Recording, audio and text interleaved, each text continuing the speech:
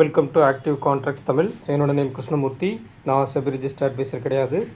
இந்த வீடியோ உங்களுக்கு ஒரு எஜுகேஷ்னல் பர்பஸ்க்காக மட்டுமே. ஸோ இந்த வீடியோவில் நம்ம இன்றைக்கான மார்க்கெட் எப்படி ரன் ஆகிருந்தது, ஸோ இதில் active contracts and market scenario அடிப்படையில் மார்க்கெட் எப்படி ரன் ஆகிருக்கு, நாளைக்கான லெவல்ஸ் என்னென்ன, ஸோ நாளைக்கு முக்கியமான இம்பேக்ட்ஃபுல்லான லெவல்ஸ்லாம் என்னென்ன இருக்குது, அதனுடைய ப்ராபபிலிட்டி என்ன, நாளைக்கு ஃப்ரைடேக்கான ப்ராபபிலிட்டி என்ன அப்படின்றத நம்ம பார்க்கலாம். ஓகேங்களா?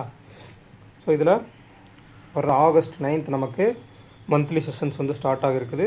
ஸோ ஜாயின் பண்ணணும் விருப்பம் இருக்கவங்க கீழே கொடுத்துருக்க கான்டாக்ட் நம்பர் 7904877610 அப்படின்ற நம்பருக்கு வாட்ஸ்அப் பண்ணி ரெஜிஸ்டர் பண்ணிக்கோங்க. ஸோ அதே நேரத்தில் நம்மளுடைய நேமில் வந்து ஒரு ஃபேக்கான ஒரு டெலிகிராம் சேனல் இருக்குது. ஸோ இது வந்து டோட்டலி ஃபேக். இதில் யாராவது ஜாயின் பண்ணியிருந்தீங்க அப்படின்னா வெளியில் வந்துருங்க. நமக்குன்னு தனியாக டெலிகிராம் சேனல் அப்படின்றது கிடையாது. ஓகேங்களா? ஸோ இன்றைக்கான மார்க்கெட் அப்படின்றது ஒரு இன்சைட் ஓப்பன். அதுக்கு முன்னாடி நேற்றுக்கு பார்த்தோம். நேற்றுக்கு வந்து நமக்கு ஒரு low to high positive close. ஓகேங்களா? ஒரு லோ டு ஹை, அதாவது கீழேருந்து மேல்முகமாக போய் ஒரு பாசிட்டிவ் க்ளோஸ் வச்சுக்கிறாங்க. சரிங்களா?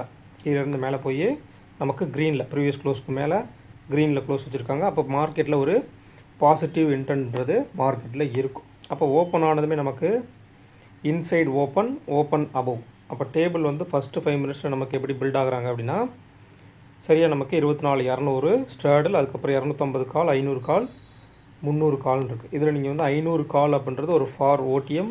ஸோ அதை நீங்கள் ஸ்கிப் பண்ணிட்டீங்க அப்படின்ற பட்சத்தில் இந்த சைடில் நமக்கு 200 கால், 200 புட்டு, 250 கால், 300 கால் அப்படின்ற ஒரு மல்டிபிள் ஸ்ட்ராங்கிள் கால் சைடு அப்படின்றது உங்களுக்கு டேபிள் கிடைக்கும். அப்போ மார்க்கெட் வந்து மேலே போகிறதுக்கான சாத்தியக்கூறுகள் இருக்குது அப்படின்றத டேபிள் மூலியமாக சொல்லிடுறாங்க. பட் மார்க்கெட் வந்து பெருமளவில் மேலே போகலை.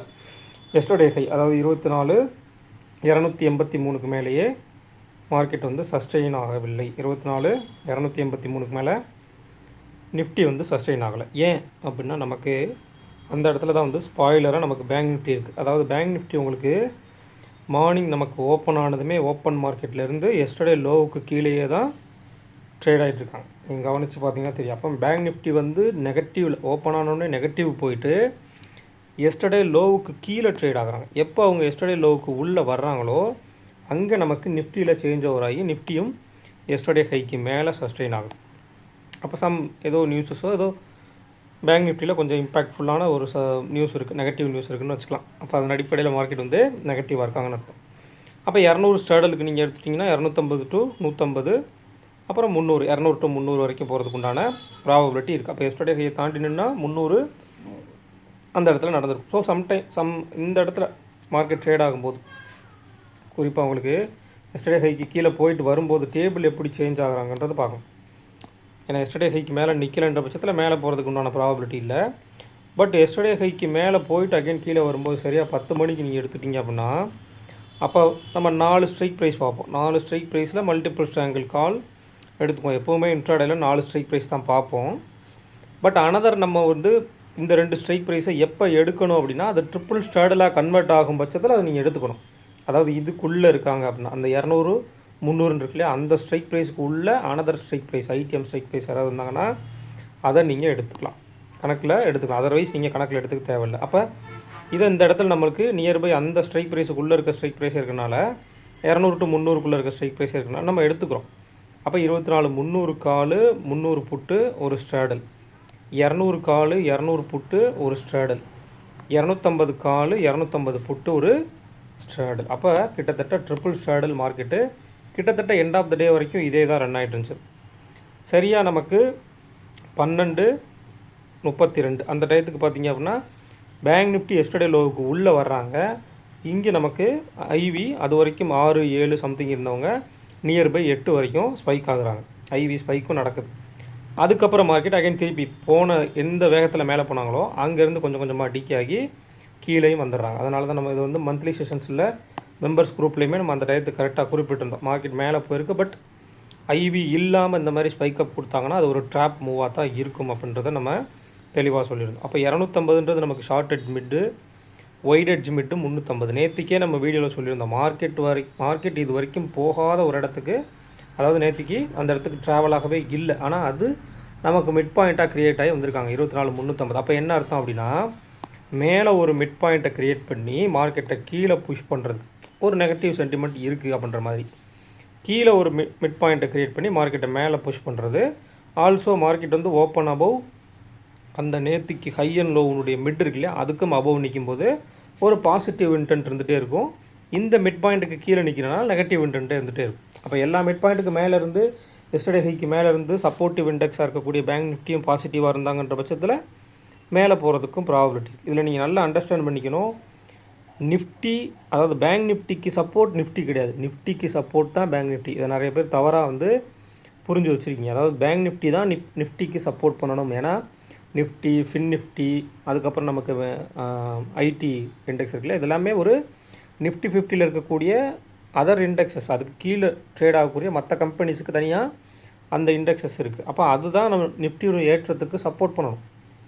நிஃப்டி அதாவது பேங்க் நிஃப்டி ஏறலைன்னா நிஃப்டி ஏறல, அதனால் பேங்க் நிஃப்டி ஏறலைன்னு சொல்லக்கூடாது. பேங்க் நிஃப்டி ஏறல, அதனால் நிஃப்டி பெருசாக ஏறல. அப்போ பேங்க் நிஃப்டி எஸ்டர்டே லோவுக்கு கீழே ட்ரேட் ஆகும்போது அவங்களுக்கு ஏதோ ஒரு நெகட்டிவ் இம்பேக்ட் இருக்குது, அதனால் வந்து அவங்க நெகட்டிவாக ட்ரேட் ஆகிட்டுருக்காங்க. எஸ்டர்டே ஹை அண்ட் லோவுக்கு மிட்டுக்கும் கீழே போயிட்டு லோவுக்கு கீழே ட்ரேட் ஆகிட்டு இருக்காங்கன்ற பட்சத்தில் இங்கே நிஃப்டியால் பெருசாக மேலே புஷ் பண்ண முடியாது. நிஃப்டியிலே நமக்கு கால் சைடு ஐவியும் கம்மியாக இருந்தது. அப்போ ஆல்மோஸ்ட் ஒரு ஸ்பைக் கொடுத்துட்டு அங்கேருந்து மார்க்கெட்டை அகைன் திருப்பி ரிவர்சல் உள்ளே வர்றாங்க. அப்போ அது வரைக்கும் நீங்கள் சென்செக்ஸை கவனித்து பார்த்தீங்க அப்படின்னா சென்செக்ஸ் வந்து எஸ்டர்டே ஹையை கட் பண்ணியிருக்கவே மாட்டாங்க. கரெக்டாக அந்த இடத்துல சென்செக்ஸும் எஸ்டர்டே ஹை கட் பண்ணிவிட்டு சரியாக 1 மணிக்கு மேலே அந்த இடத்துல நமக்கு 77,500 புட்டு 800, 77,800 கால், 700 கால், அதுக்கப்புறம் நம்மளுக்கு 78,000 கால் ஆகிறாங்க. அப்போ எஸ்டர்டே ஹைக்கு மேலே போயிட்டு அகைன் திருப்பி கீழே வரும்போது இங்கே நிஃப்டியிலே ஒரு ட்ராப் மூவாக ஸ்பைக் கொடுத்துட்டு வரும்போது நமக்கு அங்கே புட் ஆப்ஷன் சைடு நமக்கு 0 to ஹீரோ பில்ட் ஆகுது. எதில் சென்செக்ஸ் சைட்லேயே பில்ட் ஆகுது. அதையும் நம்ம ஆல்மோஸ்ட் கவர் பண்ணி எடுத்துட்டோம். அப்போ இதுக்கு இடையில் நம்ம என்ன பண்ணோம் அப்படின்னு கேட்டிங்கன்னா, பையர்ஸ் வந்து இதுக்கு இடையில் போக வேண்டாம் அப்படின்னு சொல்லியாச்சு. பையர்ஸ் வந்து கொஞ்சம் கொடுத்து ஒரு எச்சரிக்கை மாதிரி கொடுத்து. ஏன்னா நிஃப்டி வந்து ட்ரிப்பிள் ஸ்ட்ராடலில் இருக்குது. அப்போ அந்த ட்ரிப்பிள் ஸ்ட்ராடலில் இருக்கும்போது என்ன இம்பேக்ட் இருக்குன்னு கேட்டிங்க அப்படின்னா, இப்போ 200 கால் அப்படின்றதும் ஐடிஎம், 300 புட்டுன்றது ஐடிஎம் இல்லையா. அப்போ மார்க்கெட் வந்து 300 நோக்கி போகும்போது 200 புட் ஆப்ஷன், 200 கால் ஆப்ஷன் உள்ளே இழுக்கும் சரிங்களா. 200க்கு நியர்பை வரும்போது 300 புட் ஆப்ஷன் மேலே இழுக்கும். அண்டர்ஸ்டாண்ட் ஆகுதா? இங்கே ஐடிஎம்மில் ஒரு புட் ஆப்ஷன், இங்கே ஐடிஎம்மில் ஒரு கால் ஆப்ஷன். அப்போ என்ன ஆகும், மார்க்கெட்டு மேலே போக அந்த ஐடிஎம் கால் கீழ் நோக்கி இழுக்கும், கீழே வர அந்த ஐடிஎம் புட்டு மேல் நோக்கி இழுக்கும். அப்போ மார்க்கெட்டில் ஒரு இழுபறியாக தான் இருக்கும். அதனால தான் உங்களுக்கு இந்த அளவுக்கு மார்க்கெட் வந்து சைட் வைஸ். இந்த ஸ்பைக் எதுக்காக அப்படின்னா பையரை உள்ளே கொண்டு வர்றது. ஏன்னா இந்த இடத்துல நமக்கு நிஃப்டி நெகட்டிவ், இங்கே அதாவது நிஃப்டி வந்து பாசிட்டிவ், பேங்க் நிஃப்டி நெகட்டிவ்ன்ற பட்சத்தில் அந்த சைடில் ஆல்மோஸ்ட் தெரிஞ்சிருச்சு மார்க்கெட் பெருசாக மேலே போகாது அப்படின்ற அடிப்படையில் பையர்ஸ் வந்து உள்ளே இல்லை. அப்போ அவங்கள ஒரு ட்ராப் பண்ணி உள்ளே கொண்டு வரணும். அதுக்காகத்தான் இந்த மூவ் கொடுத்து ஒரு ஸ்பைக் கொடுத்துட்டு அவங்கள ட்ராப் பண்ணி கொண்டு வந்து திருப்பி அவங்களுக்கு ஸ்டாப் லாஸ் ஹிட் பண்ணுறது, அல்லது காஸ்ட்டுக்கு வந்து எக்ஸிட் ஆக வைக்கிறது, அவங்கள ட்ரேட் பண்ண வைக்கிறது. புரிஞ்சுதுங்களா? அதுக்கப்புறம் மார்க்கெட் வந்து அகைன் திருப்பி மேலே போனதுக்கு என்ன ரீசன்னா, பிடிஎஸ்டி எஸ்டிபிடி எடுக்கிறவங்களுக்கு உண்டான ப்ராபபிலிட்டிஸ்ன்னு சொல்லிட்டு அந்த பக்கம் கொண்டு போயிடுவாங்க. அதையுமே நாளைக்கு உண்டான ட்ராப் மூவாக இருக்கும் பட்சத்தில் 350 ஓப்பன் பிலோ வந்துட்டாங்கன்னா இதுவுமே ட்ராப் மூவாக தான் இருக்கும். ஏன்னா ட்ரிபிள் ஸ்டார்டரில் தான் மறுபடியும் மார்க்கெட் முடிஞ்சிருக்கு. ஸோ அதை நம்ம நாளைக்கான டேபிளில் வந்து நம்ம பார்த்துருவோம். இப்போ 24,317 மார்க்கெட் முடிஞ்சிருக்கு. ஆல்மோஸ்ட் நமக்கு 24,317 முடிஞ்சிருக்கு. ஆனால் இங்கே நமக்கு டேபிளில் கிட்டத்தட்ட 6 ஸ்ட்ரைக் ப்ரைஸ் எடுத்துட்டிங்கன்னா அதுக்கு மேலே உள்ள கால் ஆப்ஷனே இல்லை. அதுக்கு மேலே உள்ள கால் ஆப்ஷனே இல்லை. நமக்கு 6 ஸ்ட்ரைக் ப்ரைஸில் அதுக்குள்ளே தான் இருக்குது. அப்போ 24,317 முடித்தாலும் 300 கால் இருக்குன்னா நம்ம 300 கால் எடுத்துக்கணும். அதுக்கு அடுத்ததான் நமக்கு மார்க்கெட் முடிஞ்சிருக்க இடத்துக்கு கீழே உள்ள ஸ்ட்ரைக் ப்ரைஸ் அப்படின்றப்ப 300 புட்டையும் எடுத்துக்கணும். ஏன்னா மார்க்கெட் வந்து போய் 209 அல்லது ஒரு 280 அல்லது 290 அந்த மாதிரி முடிச்சிருந்தாங்கன்னா நம்ம 250 புட் ஆப்ஷன் எடுத்துக்கலாம். பட் 300க்கு மேலே தான் முடிச்சிருக்காங்க. ஆனால் அதுக்கு மேலே கால் ஆப்ஷன் இல்லை அப்படின்ற பட்சத்தில் 300 கால் ஆப்ஷன், 317 முடிச்சிருக்காங்க, அதுக்கு கீழே உள்ள புட் ஆப்ஷன் அப்படின்ற பட்சத்தில் 300 புட் ஆப்ஷன். பட் மார்க்கெட்டில் இதில் ஒரு ட்ரிபிள் ஸ்டார்டல் இருக்குது. அப்போ நமக்கு ஐடிஎம் கால் ஆப்ஷனாக 200 கால் ஆப்ஷன், அவங்களுடைய லோ வந்து 110 அப்படின்னா 24,310ன்ற லெவல் ரொம்ப இம்பாக்ட்ஃபுல்லாக இருக்கும். அதே மாதிரி 162 இன்றைக்கி க்ளோசிங் ப்ரைஸ் அப்படின்னா 24,362ன்ற லெவலும் ஒரு இம்பேக்டான லெவலாக இருக்கும். அதே மாதிரி 250 கால் ஆப்ஷனுக்கு 87 அப்படின்னா 24,337, அதனுடைய ப்ரீவியஸ் க்ளோஸ் எடுக்கும்போது 24,381. இதெல்லாம் கொஞ்சம் இம்பேக்ட் பண்ணக்கூடிய லெவல்ஸாக இருக்கும். இதுக்கு மேலே மார்க்கெட் வந்து சஸ்டெயின் ஆகலைன்ற பட்சத்தில் அகைன் திருப்பி உள்ள 300க்கு வர்றதுக்கும் ப்ராபபிலிட்டி இருக்குது. அப்போ இந்த ட்ரிபிள் ஸ்டார்டினுடைய எட்ஜாக நம்ம கருதுறது 350, அதாவது 24 350 கீழே 24 150. அப்போ மார்க்கெட் நாளைக்கு 350க்கு நியர்பை ஓப்பன் ஆகிட்டு ஓப்பன் பிலோ வந்துட்டாங்க அப்படின்ற பட்சத்தில் எஸ்டர்டே ஹையை கட் பண்ணாங்கன்னா கீழே ப்ரீவியஸ் க்ளோஸ் அனதர் கீழே புஷ் பண்ணி எஸ்டர்டே ஹை அண்ட் லோவுடைய மிட்டு வரைக்கும் வர்றதுக்கு ப்ராபபிலிட்டி. அதை தாண்டும் பட்சத்தில் மார்க்கெட் அல்லது 300லேயே நமக்கு பில்ட் ஆயிடுச்சு, 300லேருந்து மல்டிபிள் ஸ்ட்ராங்கில் எடுத்துகிட்டு போனாங்கன்னா 300 வரைக்கும் வர்றதுக்கும் ப்ராபபிலிட்டி இருக்குது. அதை தாண்டி கீழே வரணும் அப்படின்னா மார்க்கெட் வந்து மல்டிபிள் ஸ்ட்ராங்கிள் புட்டாக கன்வெர்ட் ஆகணும். நல்லா அண்டர்ஸ்டாண்ட் பண்ணி. அப்போ நேற்றுக்கும் ஒரு லோ டு ஹை பாசிட்டிவ், இன்றைக்கும் ஒரு லோ டு ஹை பாசிட்டிவ், ஆனால் ட்ரிபிள் ஸ்டார்டில். அப்போ அந்த ட்ரிபிள் ஸ்டார்டின் அடிப்படையில் நம்ம பார்க்கும்போது அந்த எட்ஜில் ஓப்பன் ஆனால் அல்லது இந்த எட்ஜை பிரேக் அவுட் ஆனால் தான் ரியாக்டே ஆகும். இன்னொரு விஷயம் நீங்கள் நல்லா கவனித்து பார்த்தீங்க அப்படின்னா இதில் ப்ரீவியஸ் வீக்னுடைய இந்த close, previous week, previous month high, அந்த மாதிரி நிறைய லெவல்ஸ் இந்த இடத்துல இருக்கும். எப்போவுமே மார்க்கெட் வந்து இந்த நிறைய லெவல்ஸ்க்குள்ளே மாட்டும் போது கம்ப்ளீட்லி சைட் வைஸ் போகிறதுக்கு தான் ப்ராபபிலிட்டி இருக்கும். ஏன்னா அதில் நிறைய ஒப்பீனியன்ஸ் வரும், நிறைய டைப்ஸ் ஆஃப் ஒப்பீனியன்ஸ் மேலே கீழே அப்படின்றனால பையர்ஸ் அந்த இடத்துல ஆல்மோஸ்ட் வந்து கொஞ்சம் மாற்றிருப்பாங்க. அவங்க எல்லாத்தையுமே side by side SL hit பண்ணணும் அல்லது டிகே பண்ணணும் அப்படின்ற பட்சத்தில் சைட் வைஸ் போட்டு முடிச்சுவாங்க. டேபிளும் அதுக்கேற்ற மாதிரி அமைஞ்சிரும். ஸோ அப்போ நம்ம என்ன பண்ணோம்னா ஒரு பையர் வந்து கரெக்டாக ப்ராப்பராக இப்போ வந்து மார்க்கெட் வந்து ஒரு லோ டு ஹை பாசிட்டிவ், அடுத்த நாள் ஒரு மல்டிபிள் ஸ்ட்ராங்கிள் காலு, எல்லா இண்டெக்ஸஸும் மார்க்கெட் மேலே போகிற மாதிரி சப்போர்ட் பண்ணி open above, previous close above, yesterday high above இருந்தால் மட்டும்தான் நம்ம அதை ப்ரொசீட் பண்ணணுமே தவிர அதர்வைஸ் மார்க்கெட்டை வெறும் பார்வையாளராக நீங்கள் பார்த்தீங்கனாலே தவறான ட்ரேட்லேருந்து கொஞ்சம் தப்பிச்சுக்கலாம். சரிங்களா? நீங்கள் சரியான ட்ரேடை நீங்கள் மிஸ் பண்ணுங்கள், ப்ராப்ளமே கிடையாது. பட் தவறான ட்ரேட்லேருந்து கொஞ்சம் தள்ளி இருங்கள், அதை ஐடென்டிஃபை பண்ண தெரிஞ்சுக்குங்க.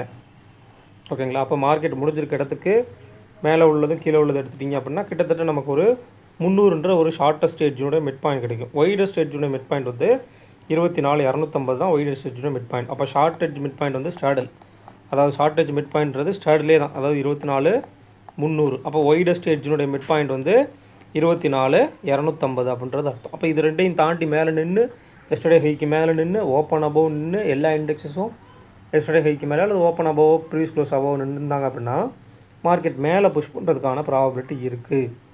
ஐவி ஸ்பைக் ஆகலை அப்படின்ற பட்சத்தில் மார்க்கெட் கொஞ்சம் ஸ்லோ டவுனாக மேலே போகிறதுக்கு. ஆனால் இதில் வந்து கம்ப்ளீட்லி யாருக்கு ஃபேவரபிள் அப்படின்னு கேட்டிங்க அப்படின்னா mid point above, open above, previous close above இருக்கும்போது புட் செல்லருக்கு அங்கே ப்ராபபிலிட்டி அதிகம், கால் பையருக்கு ரெண்டாவது தான். சரிங்களா? பையருக்கு எல்லா சினாரியோவும் ஒரே மாதிரி அமைஞ்சால் மட்டும்தான் பையருக்கு அங்கே ப்ராபபிலிட்டி. அதுலேயும் எல்லாம் சரியாக அமைஞ்சு ஐவி அமையலைன்னா இன்றைக்கி அமைஞ்ச மாதிரி தான் விஷயம்.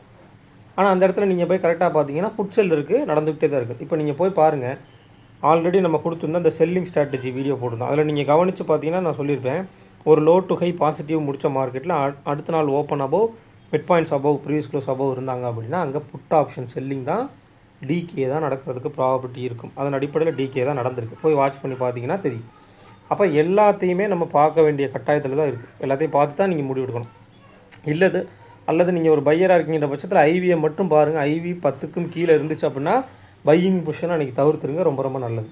முக்கியமாக கால் சைடில் either one side, call or put ரெண்டு சைடில் ஏதோ ஒரு சைடில் வந்து 10க்கும் கீழே இருந்துச்சுனாலே நீங்கள் ஆப்ஷன் பையிங்கை அன்றைக்கி தவிர்த்துடலாம். ஃபஸ்ட்டு உங்களுக்கு 3 to 5 மினிட்ஸ்லேயே வந்துடும், 3 to 5 மினிட்ஸ்லேயே வந்துடும். அப்போவே உங்களுக்கு ஐவி இல்லைன்ற பட்சத்தில் அன்றைக்கி ஃபுல்லாகவே ஐவி வர்றதுக்கு ப்ராபபிலிட்டி ரொம்ப கம்மி.